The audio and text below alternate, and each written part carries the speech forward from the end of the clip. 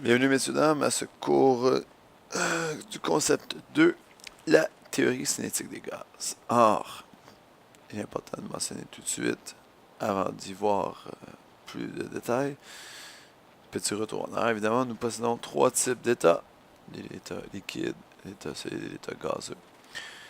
Et si on se représente la situation, on peut observer la chose suivante. On peut observer que nos molécules de gaz sont très espacées, en occupant un maximum de volume, que les liquides vont être au contraire très proches l'un de l'autre, et que les molécules solides vont être au contraire tout à fait alignées l'une par rapport à l'autre, donnant un volume précis. Si on met du gaz à l'intérieur d'une boule ou d'une sphère, ben le gaz va occuper tout le volume disponible. Parce que les molécules étant si petites, l'attraction terrestre ne les ramène pas vers le sol. Si on se regarde la même situation mais pour les liquides, on se rend compte que les liquides, étant un peu plus condensés en termes de matière, vont être affectés par la gravité et vont se retrouver dans le bas du volume. Pour ce qui est du solide, bien évidemment, nous aurons tout simplement un amas de molécules qui seront toutes coordonnées les unes par rapport aux autres et en feront une structure solide, donc une structure en trois dimensions. Voici pour nos trois états. Maintenant, évidemment, qui dit état dit aussi changement d'état. Or, il existe évidemment plusieurs changements d'état. Il en existe 6. 2 entre chaque état. Et là, vous devez les connaître. Donc, si je m'intéresse aux différents états, c'est liquide et gazeux. Commençons évidemment par le premier, qui est passé de solide à liquide. Donc, il s'agit d'une fusion. Donc, typiquement, on appelle ça fondre. Alors que le mouvement inverse de liquide à solide va être une solidification.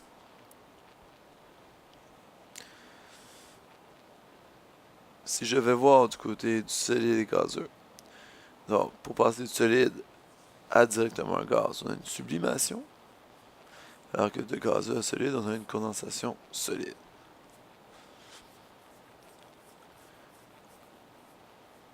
Et le dernier état, entre liquide et gazeux, pour être capable de l'obtenir, donc entre liquide et gazeux, on va avoir une vaporisation.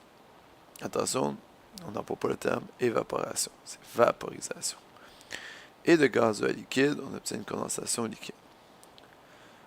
Donc évidemment, ces systèmes-là doivent être connus et appris. Maintenant, intéressons-nous à la théorie cinétique des gaz, qui est le gros morceau du concept numéro 2. Évidemment, pour comprendre la théorie cinétique des gaz, il faut s'intéresser à ce qu'est la cinétique. La cinétique, c'est l'énergie des choses qui sont en mouvement. Et ça correspond à une demi-masse fois volume carré. Donc, le M représente la masse, le V représente la vitesse. Donc, deux grands facteurs qui vont influencer la quantité d'énergie que les molécules vont avoir lorsqu'ils sont en mouvement. Imaginons l'instant suivant. Imaginons deux bonbonnes de gaz. Une contient, évidemment, on occupe tout l'espace. Une contient un gaz quelconque et l'autre contient un autre gaz. S'ils sont à la même température, ils vont posséder la même énergie cinétique. Donc, si nous avons la même température, nous avons la même énergie cinétique. On va voir dans quelques instants pourquoi. Ce qui veut dire que mon énergie cinétique est pareille. Mais ce n'est pas parce qu'elle est pareille qu'elle va impliquer les mêmes contraintes. Parce que pour obtenir une énergie cinétique semblable, on peut faire varier la masse et la vitesse. Donc, si ma molécule, comme celle de gauche, est plus petite parce qu'elle contient seulement 2 atomes, si le gaz numéro 1, sa masse, est plus grande que mon gaz numéro 2, parce que si mon gaz qui aurait la plus grande masse serait celle de droite, eh bien sa vitesse va être plus petite. Impliquant ainsi, dans le fond, que si un paramètre augmente, l'autre paramètre va diminuer pour toujours donner la même énergie cinétique. Alors que si ma masse diminue, ma vitesse augmente. C'est logique. Un gaz qui serait plus massif, comme dans la nature, nécessiterait évidemment d'aller moins vite. qui me donnera, en variation des paramètres, toujours la même énergie cinétique.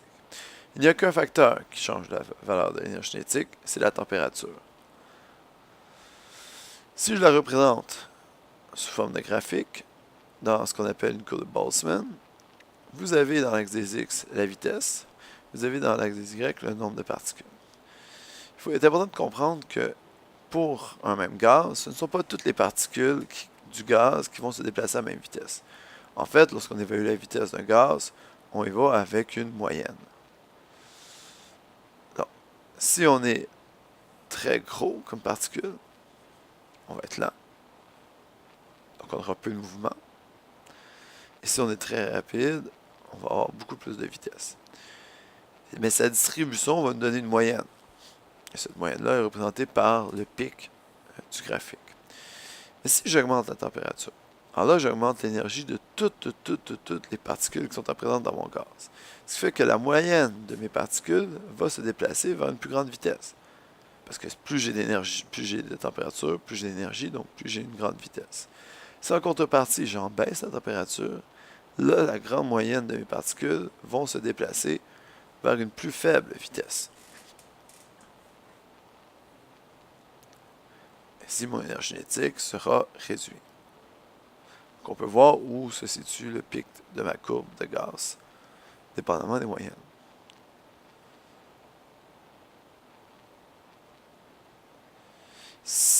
Même chose peut se produire si au contraire on regardait d'autres types. Imaginons que ce gaz-là est un gaz de référence et que j'y mets par exemple un autre gaz, mais cette fois-ci plus léger. Parce qu'il est plus léger, normalement, sa vitesse devrait être plus grande. Mais parce que l'énergie cinétique dépend de la masse et de la vitesse, une vitesse plus grande ne voudra pas dire plus d'énergie, parce que la masse sera plus petite. Alors qu'un gaz qui posséderait une plus grande masse irait beaucoup moins vite. Tant que la température est conservée, l'énergie cinétique sera conservée. Pour comprendre le principe de la théorie des gaz, la théorie cinétique des gaz, pardon, vous devez résumer ça en 4 points. Rapidement, le premier point sera le suivant. Donc, les molécules de gaz sont très petites et très espacées les unes des autres. Lorsqu'on leur donne un volume disponible, ils vont l'occuper au maximum. Et parce qu'elles sont très petites, elles peuvent occuper le plus d'espace possible. On peut voir ici, les molécules de gaz sont très loin les unes des autres dans cette bonbonne. Deuxième point de la théorie cinétique des gaz dit la chose suivante.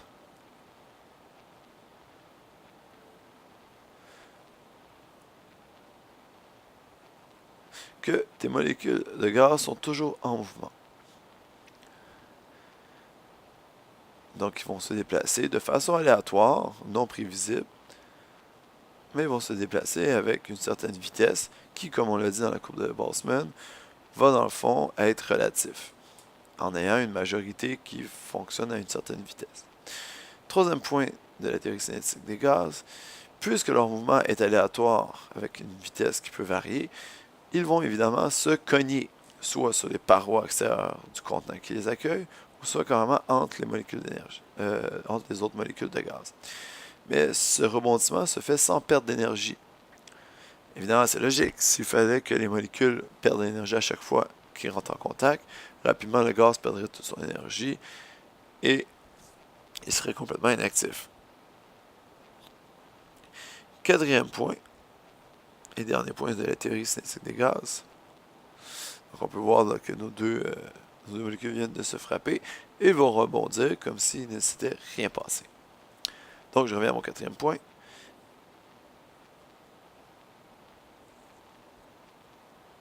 Donc le quatrième point dit que l'énergie cinétique moyenne va dépendre de la température. il est bien écrit énergie cinétique moyenne, car comme nous l'avons vu, certaines particules de gaz vont aller des fois plus vite, des fois plus lentement dans un même mélange. Mais son énergie cinétique moyenne ne devrait pas changer selon une température dite. Si j'augmente ma température, bien évidemment, j'augmente mon mouvement. Qui dit augmenter mon mouvement dit augmenter mon énergie cinétique. Donc, pour que mon énergie cinétique moyenne augmente, il faut évidemment que j'augmente ma température. C'est le même principe qu'un moteur d'auto. Si ton moteur est trop froid, il y aura des difficultés à rouler. Deux phénomènes très importants qui nous aident dans la théorie cinétique des gaz, c'est les comportements comme tels de nos gaz. Un gaz peut se comprimer ou s'expandre. Par exemple, j'ai un gaz dans une bonbonne quelconque, si je le mets à plus petit volume, parce qu'il y a un très très grand espace entre chacune des particules de gaz, il est possible comme tel de les rapprocher l'un de l'autre dans un plus petit contenant. Ce qui est dans un plus petit, évidemment, vrai dans un plus grand. Si je les mets dans un très très grand contenant, eh bien, ils vont juste s'éloigner davantage les unes des autres pour occuper un maximum d'espace. Autre comportement intéressant, c'est évidemment la diffusion. Si je mets, par exemple, deux contenants de gaz que je relie à un troisième contenant vide, on voit ici au milieu le contenant vide, lorsque je vais ouvrir les valves, mes deux gaz vont, dans le fond, faire ce qu'on appelle une diffusion. Donc, imaginons que j'ai un gaz A en rouge et un gaz B en mauve. Lorsque j'ouvrirai les valves, le contenant contiendra de façon uniforme mes deux gaz, où chacune des particules se sera bien uniformément mélangée. Dans le cas de l'effusion, c'est la capacité comme telle à s'échapper d'un milieu lorsqu'il y a un trou, une fuite. Par exemple, si j'ai j'ai un mélange de gaz avec un qui possède une très grande masse, donc une plus grosse molécule, et que j'en ai un avec une masse plus petite, donc une plus petite molécule de gaz, eh bien évidemment, lorsqu'il y aura un trou formé, les premières à sortir seront les plus petites. S'en suivront évidemment les plus grosses. On l'a dit, les plus grosses molécules ont une plus petite vitesse, qui sont moins capables de sortir rapidement. Mais ils possèdent la même énergie cinétique. Alors, pour un gaz référence,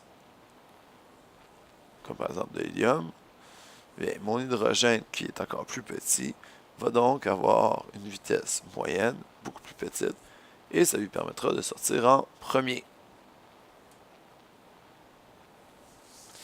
Contrairement à un autre gaz, qui pourrait être par exemple la vapeur d'eau, qui serait une plus grosse molécule, donc sortirait plus tard du ballon. Je répète, ce n'est pas parce que la vitesse est plus grande que l'énergie cinétique va changer. Intéressons-nous maintenant à quelque chose qui s'appelle la pression. Dans le passé, vous avez vu les volumes, vous avez vu les masses molaires, vous avez vu le contrôle de la température, mais vous n'avez jamais été en mesure de mesurer la pression. Et on va définir la pression comme étant la force qu'on exerce sur une surface en mètres carrés. Par exemple, 1 pascal est égal à 1 newton par 1 mètre carré. Que représente cette valeur-là? Bien, 1 newton par mètre carré équivaudrait dans le fond à déposer une pomme sur une surface occupée sous forme de quadrilatère d'1 mètre par 1 mètre. Alors voici ce que représente 1 pascal. Donc c'est une force équivalente du poids de la pomme sur une surface d'1 mètre. Donc où est la force dans une bonbonne? Eh bien c'est lorsque les molécules de gaz vont venir frapper les parois comme telles de mon contenant. Dans ce cas-ci, ma force est applicable de façon perpendiculaire, donc à angle droit, à la surface sur laquelle va rebondir le gaz. Et à quoi correspond l'air? Bien évidemment, l'air correspond à la surface complète de la paroi. Autrement dit, tout ce qui est possible pour le gaz de frapper et de rebondir. Et ceci va me donner une pression en pascal. Plus j'ai de molécules de gaz dans ma bonbonne, plus la pression augmente parce qu'il y a plus de collisions par surface, sachant que nos molécules de gaz se promènent aléatoirement. On va parler de pression atmosphérique En fait, on va parler de pression dans un premier temps selon 3 types d'unités. Les kilopascales avec l'unité officielle. On va parler aussi d'atmosphère. Et on va terminer par des millimètres de mercure. Ce sont 3 unités disponibles pour en mesurer la pression d'un gaz. Lorsqu'on va s'intéresser à la pression normale, atmosphérique, on va s'intéresser en fond à ce que la pression de l'air nous dicte sur nos épaules, à certaines conditions précises. En kilopascal, on parle de 101,3 kPa. En atmosphère, on parle de 1 atmosphère. Et en millimètres de mercure, on parle de 760 mm de mercure. Comment est-ce qu'on arrive à calculer ces pressions-là? Mais on le fait avec un manomètre qui va utiliser le déplacement du mercure pour être capable d'en évaluer la pression. Imaginons dans un contenant un gaz quelconque, que je fais passer dans un coude en verre. Ce coude est évidemment gradué. Et je vais y mettre soit du vide au bout, ou soit carrément une ouverture qui donne sur l'air ambiant. Dans ce cas-ci, l'air ambiant sera la pression atmosphérique. Dans ce coude, je vais y déplacer un liquide qui est du mercure, qui est un des 2 liquides à température pièce, selon le tableau périodique. Et sur mon coude, je vais graduer. Donc, je vais graduer en millimètres. Donc, j'ai 80 mm, 70 mm, 60 mm, 50 mm, 40 mm, 30, 20 et 10. Le liquide de mercure, dans le fond, va se déplacer d'un côté ou de l'autre, dépendamment de quel côté la pression est la plus grande. Par exemple, si mon gaz pousse beaucoup, eh bien, ça va amener le liquide vers le haut du côté droit de mon coude en verre. Alors, ce qui va nous intéresser, évidemment, c'est de voir la différence de hauteur entre les deux côtés. Donc, normalement, parce que c'est sous vide, la pression va toujours être plus grande du côté gauche que du côté droit. J'en calcule la hauteur de mon côté gauche, qui m'amène à 60. Et je calcule la hauteur à laquelle mon liquide a monté. Et cette hauteur correspond à ma pression de mon gaz, soit 20 mm de mercure. Sachant que 101,3 kPa est égal à 760 mm de mercure, il m'est possible de faire une petite conversion simple pour en trouver la pression en kilopascal. Évidemment, ceci fonctionne très bien lorsque le manomètre est fermé pour des gaz à faible pression, mais si j'ai des gaz à très haute pression, je vais ouvrir mon manomètre et cette fois-ci, ce ne sera pas du vide, mais plutôt la pression atmosphérique du moment qui agira pour pousser le liquide de mercure dans l'autre sens. Alors, imaginons une pression normale justement de 760 mm de mercure. Je veux savoir, grosso modo, quelle va être la pression du gaz, sachant que de l'autre côté, je pousse de 760. Je refais une graduation, très simple, en millimètres. Et je vais m'intéresser à savoir combien pousse chaque côté. Alors, si ma pression atmosphérique est plus grande, le liquide va plus monter à gauche qu'à droite. Alors que si la pression dans le ballon de gaz est plus grande, le liquide va plus monter à droite qu'à gauche. Imaginons que le liquide monte plus à gauche qu'à droite. Cela veut dire que la pression atmosphérique est plus grande que la pression de mon gaz. Encore une fois, j'en mesure les différentes hauteurs. J'ai 60, 10 et 30. J'ai donc une différence de hauteur de 40 mm. Ce qui veut dire que ma pression atmosphérique est plus forte de 40 mm que celle de mon gaz. Donc, ça veut dire que la pression atmosphérique vaut techniquement 80 mm de mercure. Et si la pression dans le gaz est plus petite, ça veut dire que c'est 760 moins 40 mm de mercure. Donc, je peux établir que la pression dans mon gaz sera de 720 mm de mercure, car la pression atmosphérique est 40 mm de mercure plus forte que celle du gaz. Si les deux avaient été à la même hauteur exactement, on aurait donc pu conclure que la pression dans mon gaz était exactement celle de ma pression atmosphérique, ce qui m'aurait donné l'équivalent de 760 aussi.